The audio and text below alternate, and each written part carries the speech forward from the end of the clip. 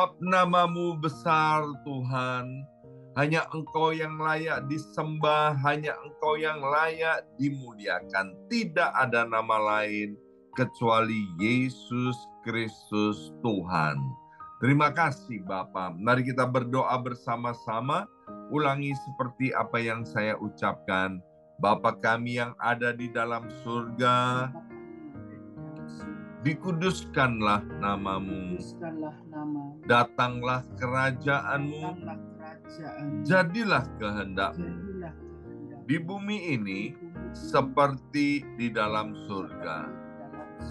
Bapa yang baik, berikanlah kami pada hari ini rezeki yang menjadi bagian kami secukupnya, cukup untuk memberikan pinjaman kepada banyak bangsa, sedangkan kami sendiri tidak punya pinjaman, cukup untuk menjadi saksi Tuhan, mulai dari Yerusalem, Yudea, Samaria, sampai ke ujung-ujung bumi.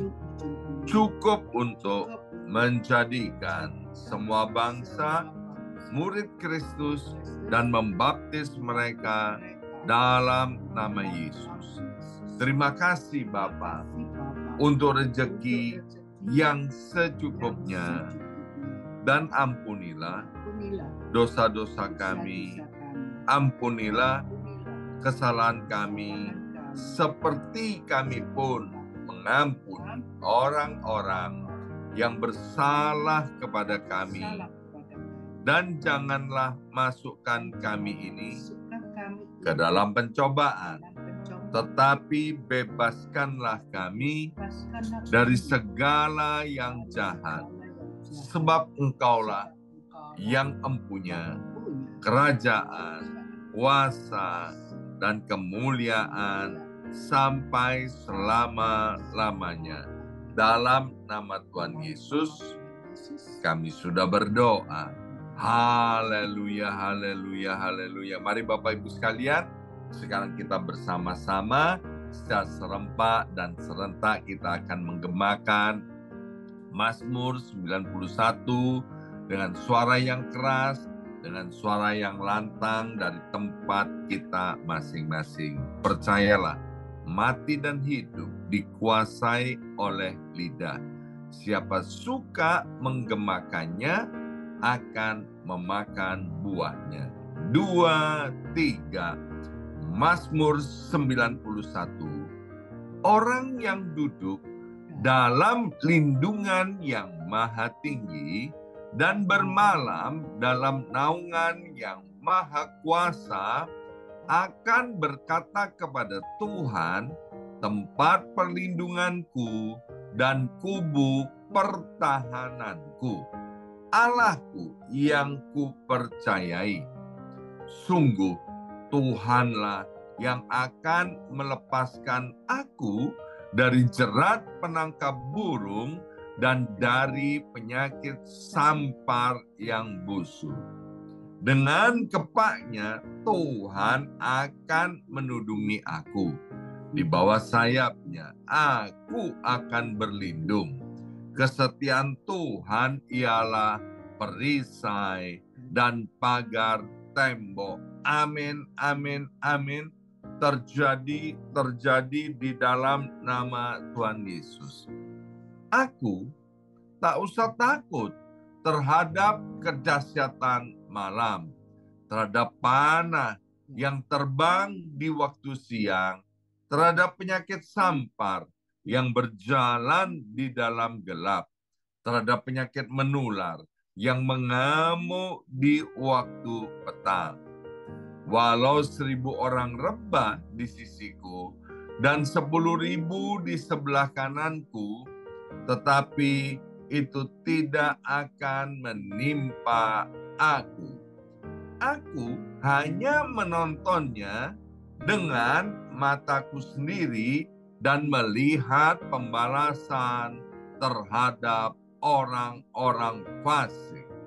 Sebab Tuhan ialah tempat perlindunganku, yang maha tinggi telah kubuat tempat perteduhanku. Amin, amin, amin. Terjadi di dalam nama Tuhan Yesus. Malapetaka tidak akan menimpa aku, dan tulah tidak akan mendekat kepada kemahku. Sebab malaikat-malaikat Tuhan akan diperintahkan oleh Tuhan kepadaku untuk menjaga aku di segala jalanku. Para malaikat Tuhan akan menatang aku di atas tangannya, supaya kakiku jangan terantuk kepada batu. Singa dan ular tedung akan aku langkai. Aku akan menginjak anak singa dan ular naga. Amin, amin, amin. Terjadi di dalam nama Tuhan Yesus. Sungguh hatiku melekat kepada Tuhan, maka Tuhan akan meluputkan aku, Tuhan akan membentengi aku, sebab aku mengenal nama Tuhan. Bila aku berseru kepada Tuhan, Tuhan akan menjawab. Tuhan akan menyertai aku dalam kesesakan. Tuhan akan meluputkan aku dan memuliakan aku. Dengan panjang umur akan Tuhan kenyangkan aku, dan akan Tuhan perlihatkan kepadaku keselamatan daripadanya. Amin, amin, amin. Terjadi di dalam nama Tuhan Yesus. Terima kasih ya Aba ya Bapa. Sekarang kami mau buka hati kami untuk ditaburi oleh benih kebenaran firman Tuhan, sehingga kami memulai hari kami bersama-sama dengan Engkau. Kami memulai hari kami dengan iman, kami memulai hari kami dengan percaya kepada penyertaan Tuhan. Dalam nama Yesus yang siap diberkati oleh firman Tuhan, angkat jempolnya ke depan dan katakan amin 3 kali. Amin, amin, amin. Salam kebangkitan, salam penuaian. Semangat pagi, semuanya semangat pagi. Apa kabarnya Bapak Ibu semuanya? Ya, senang sekali hari ini Kamis 2 Mei 2024. Boleh bersama-sama kembali kita berdoa. Saya senang sekali Bapak Ibu sekalian, sebab 2-3 orang berkumpul di dalam nama Yesus, Tuhan hadir. Dimanapun Bapak Ibu berada, percayalah meskipun kita tidak melihat, tapi Tuhan hadir. Dan kehadirannya akan membuat segala-galanya menjadi baik. Yang sakit disembuhkan, yang susah pasti Tuhan hiburkan, yang membutuhkan pertolongan Tuhan pasti mendapatkan pertolongan Tuhan tepat pada waktunya, ya. Dan hari ini saya memberi judul renungan saya, yaitu memulai hari dengan iman. Ayo bersama saya ucapkan memulai hari dengan iman. 2, 3, memulai hari dengan iman, ya. Saya sengaja pakai kemeja yang ada kancingnya, Bapak Ibu sekalian, ya. Nah, coba bayangkan kalau ini salah masuknya kancingnya, Bapak Ibu sekalian, ya, bisa terkancing sih, ya. Tapi kemudian apa yang terjadi? Yang terjadi adalah miring, ya.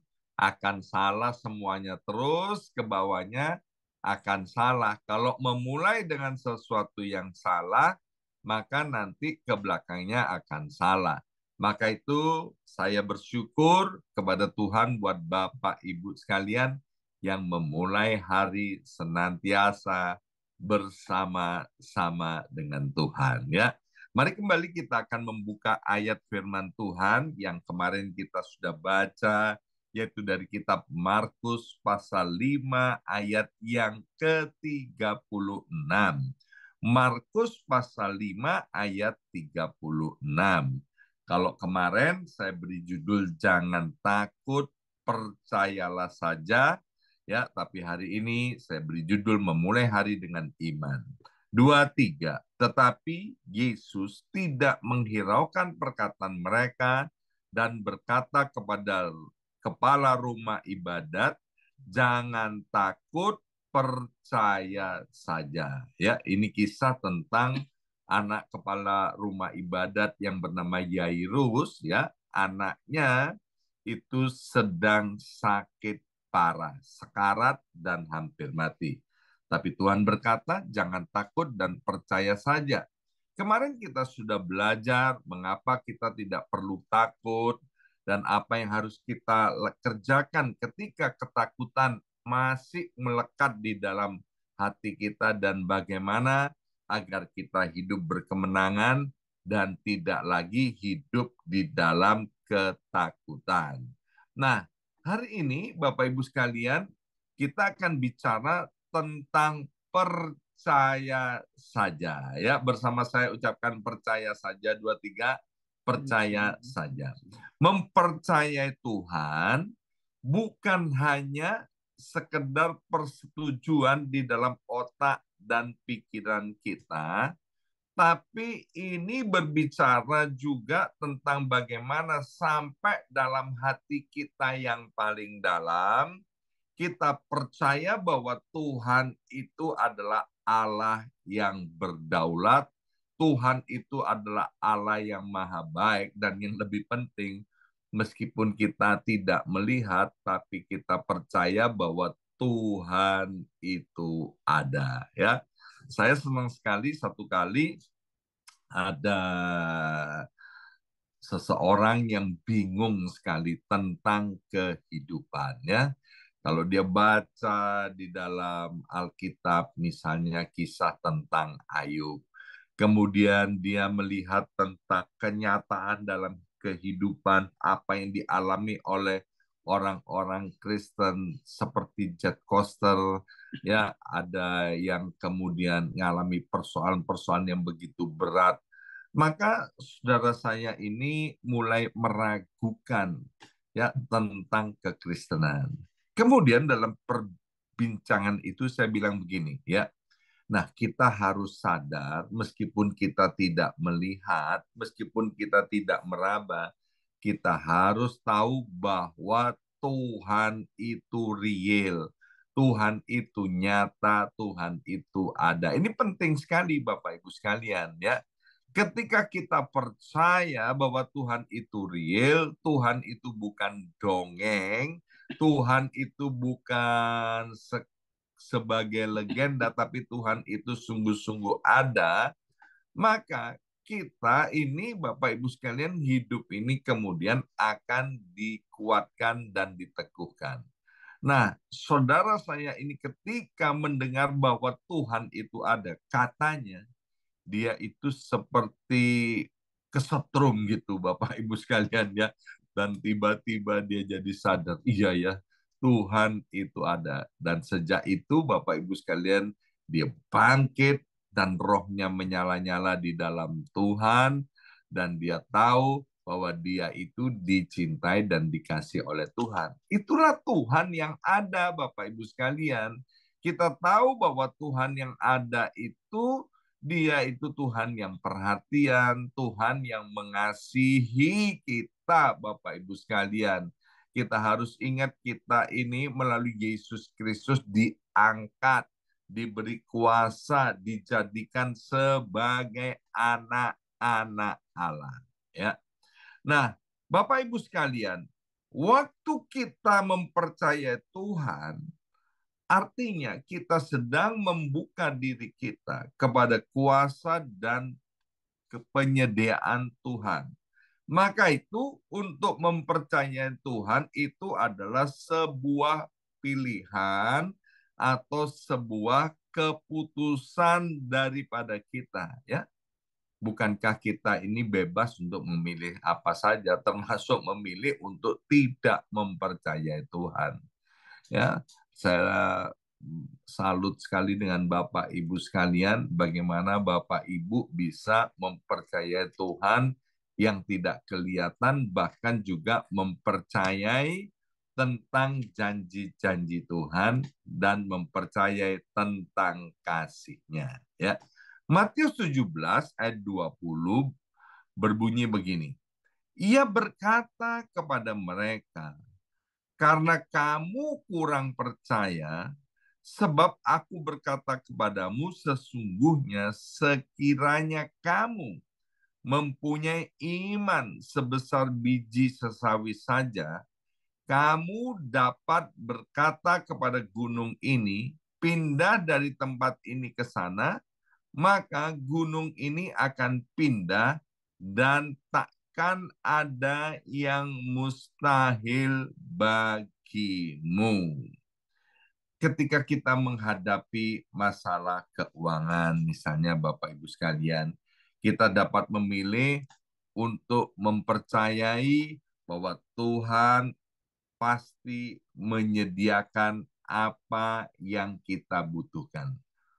Tidak perlu iman yang begitu besar. Di sini dikatakan, kalau kita punya iman sebesar biji sesawi saja, ya, maka kamu dapat berkata kepada gunung ini, dan gunung ini akan pindah dari tempat ini ke sana.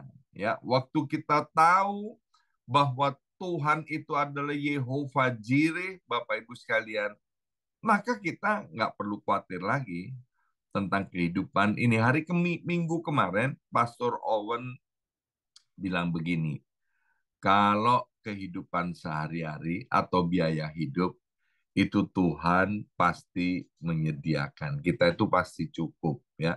Karena Alkitab bilang, pandang bunga di padang, lihat di burung-burung di udara, nggak khawatir tentang kehidupan. Yang menyebabkan tidak cukup itu adalah gaya hidup. Jadi bukan biaya hidup, tapi yang menyebabkan itu adalah gaya hidup, Bapak Ibu sekalian, ya. Nah, ketika kita menghadapi masalah kesehatan, kita dapat memilih untuk mempercayai bahwa Tuhan itu pasti menyembuhkan kita. Namanya adalah Yehova Rafa. 1 Petrus 2 ayat 24 berkata, oleh bilur-bilur Yesus, sakit penyakitmu sudah disembuhkan. Saya pernah menyaksikan, ya, yang terakhir bagaimana ketika Ibu Yongki, istri saya ini, kakinya atau lututnya mengalami meniskus atau selaput di lututnya robek, ya. Dan Ibu Yongki memilih percaya kepada Tuhan, ya, bahwa di dalam Tuhan masih ada yang namanya mujizat kesembuhan. Sehingga Ibu Yongki nggak mau minum obat, Ibu Yongki nggak mau dioperasi, ya. Ini iman, Bapak Ibu sekalian, ya, iman, ya. Dan kemudian dia pakai sistem terapi dan kemudian diurapi dengan minyak, dikatakan oleh bilur-bilur Yesus, lututku sudah sembuh. Dan benar Bapak Ibu sekalian, lututnya kemudian sembuh sehingga kemudian bisa beraktivitas sebagaimana sebelum mengalami meniskus, ya. Ketika kita juga sedang menghadapi kesulitan di dalam keluarga dan rumah tangga kita mengalami kesulitan di dalam hubungan kita sedang mengalami kesulitan di dalam komunikasi di dalam keluarga kita. Bagaimana kita dapat memperbaiki hubungan itu? Ketika kita punya iman, Bapak Ibu sekalian, seperti ditulis di dalam kitab Amsal, jikalau Tuhan berkenan akan jalan seseorang, maka ia akan diperdamaikan dengan musuh-musuhnya, ya. Maka itu Bapak Ibu sekalian, penting kita untuk percaya kepada Tuhan, percaya kepada kebaikannya, percaya kepada janji-janjinya.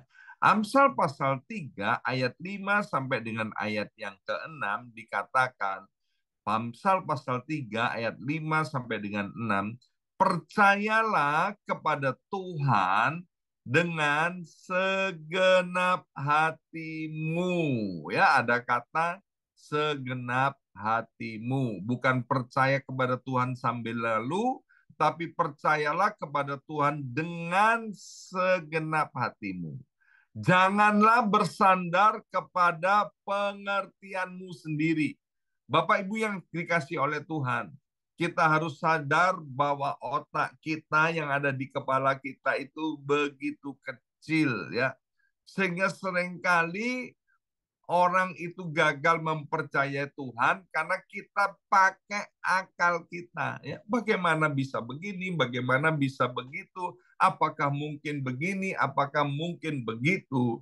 Tapi Amsal dengan jelas berkata, kalau kita percaya kepada Tuhan dengan segenap hati dan tidak bersandar kepada pengertian sendiri, pengertian kita sendiri, maka di sini dengan jelas dikatakan, iya, Tuhan akan meluruskan jalan hidup kita. Saya percaya dengan apa yang dikatakan oleh medis, ya, oleh dokter, karena dokter itu ilmu kedokteran, kepandaian itu saya percaya itu datangnya daripada Tuhan, anugerah daripada Tuhan.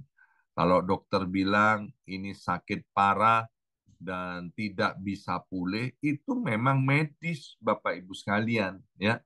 Tapi Tuhan itu di atas segala medis. Sehingga apa, Bapak Ibu sekalian? Meskipun parah, tidak ada harapan, Tuhan bisa sembuhkan. Ingat nggak peristiwa itu Lazarus? Lazarus sudah mati 4 hari.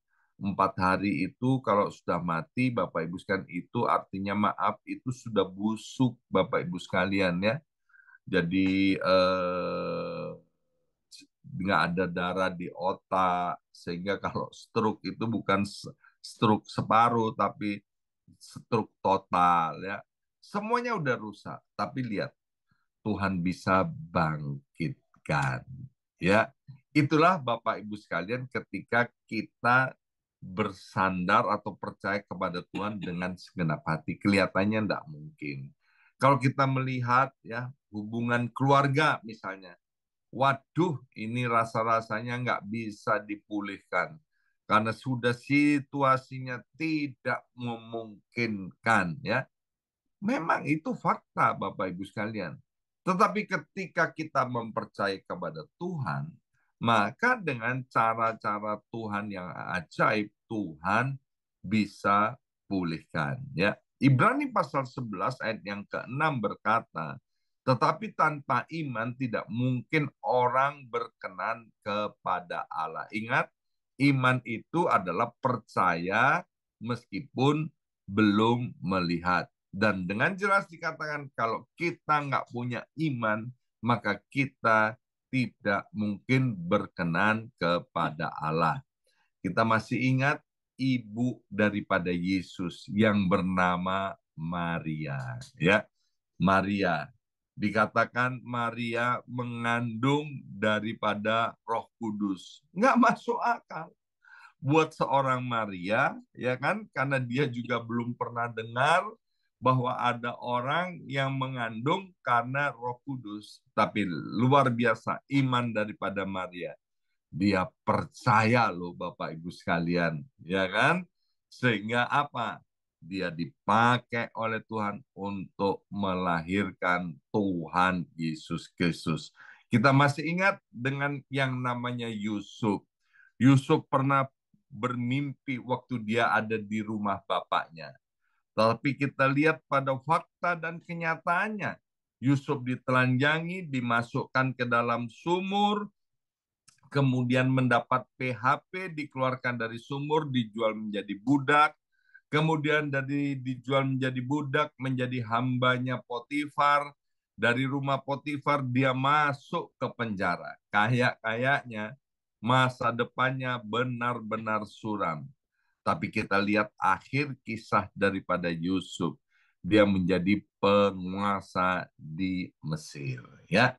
Nah, yang kedua, Bapak Ibu sekalian, memulai hari dengan iman, kita harus mempercayai waktunya Tuhan. Pengkhotbah pasal 3 ayat yang ke-11 berkata, ia membuat segala sesuatu indah pada waktunya. Yesus dalam perjalanan menuju ke rumahnya Yairus. Tapi di perjalanan kita melihat ada banyak interupsi, ada kerumunan orang banyak. Bahkan di situ juga ada seorang wanita yang pendarahan 12 tahun. Yesus harus melayani lagi wanita yang pendarahan 12 tahun itu. Sehingga akibatnya dia seolah-olah terlambat tiba di rumah Yairus. Bahkan ada orang yang mengabarkan bahwa anak Yairus itu sudah mati. Tapi ingat bahwa Tuhan membuat segala sesuatu indah pada waktunya. Tidak ada yang mustahil bagi Tuhan. Tidak ada yang mustahil bagi orang percaya. Marta dan Maria itu sahabat Yesus, saudara daripada Lazarus pernah berkata, Tuhan, seandainya engkau datang lebih cepat, maka Lazarus, saudaraku ini, tidak akan mati. Demikian juga waktu menghadapi Yairus ini, orang banyak ini bilang begini, aduh Tuhan Yesus terlalu lambat datang ke sini, sekarang anak itu sudah mati. Bapak Ibu sekalian, ketika kita sedang menghadapi yang namanya penundaan, ya, penundaan, tetaplah percaya akan waktunya Tuhan. Masih ingat nggak itu yang namanya Bapak segala orang beriman, yang namanya Abraham, ya. Bapak Abraham itu sudah dijanjikan oleh Tuhan untuk memilih keturunan sebanyak bintang di langit, sebanyak pasir di tepi lautan. Tapi ditunggu, usianya semakin lanjut dan dia nggak punya anak. Ya, Alkitab bahkan mengatakan begini, Abraham itu impoten dan kemudian Sarah itu sudah mati. Jadi kayaknya enggak mungkin janji Tuhan itu digenapi. Tapi kita sudah membaca Alkitab, kita sudah melihat kenyataannya, akhirnya janji itu tiba di dalam kehidupan Abraham dan Sarah. Dia memiliki keturunan yang bernama Ishak. Dan sampai hari ini, Bapak Ibu sekalian, banyaknya seperti bintang di langit dan seperti pasir di tepi lautan. Percayalah akan waktunya Tuhan. Ayat yang terakhir, Mazmur 27 ayat yang ke-14. Mazmur 27 ayat 14. Nantikanlah Tuhan, kuatkanlah dan teguhkanlah hatimu. Ya, nantikanlah Tuhan. Kabar baiknya, Bapak Ibu sekalian, kita harus tetap kuat dan teguh nantikan Tuhan. Tuhan pasti buat segala sesuatu indah pada waktunya. Akhir kisah daripada Yairus dan anak perempuannya yang sakit keras itu happy ending, Bapak Ibu sekalian, ya. Anaknya itu kemudian bangkit sembuh sempurna. Demikian juga Bapak Ibu sekalian, kalau kita memulai hari dengan iman, percaya kepada Tuhan, percaya akan waktu Tuhan, maka Tuhan akan membuat segala sesuatunya indah pada waktunya. Ya, kalau digabung dengan kemarin, jangan pernah takut, percaya saja kepada Tuhan. Ya, yang kedua, tunggulah waktunya Tuhan. Tuhan pasti buat segala-galanya indah pada waktunya. Mari kita berdoa. Materaikan setiap benih kebenaran firman Tuhan ini. Kami tahu Engkau mengasihi kami. Dan kami yang sedang bergumul tentang sesuatu, biarlah melalui kebenaran firman Tuhan ini kami tetap kuat, kami tetap teguh hati kami mau fokus kepada Tuhan, bukan fokus kepada persoalan dan masalah kami mau menantikan waktu Tuhan. Sebab Engkau tidak pernah terlalu cepat, Engkau tidak pernah terlalu lambat Tuhan. Memang dunia merasa melihat pertolongan-Mu itu terlalu lambat. Tapi melalui kebenaran firman Tuhan kami mengaminkan Tuhan itu menolong kami tepat pada waktunya dan Tuhan membuat segala-galanya indah pada waktu Tuhan. Terima kasih Bapa, dalam nama Yesus kami sudah berdoa. Haleluya. Amin, amin, amin.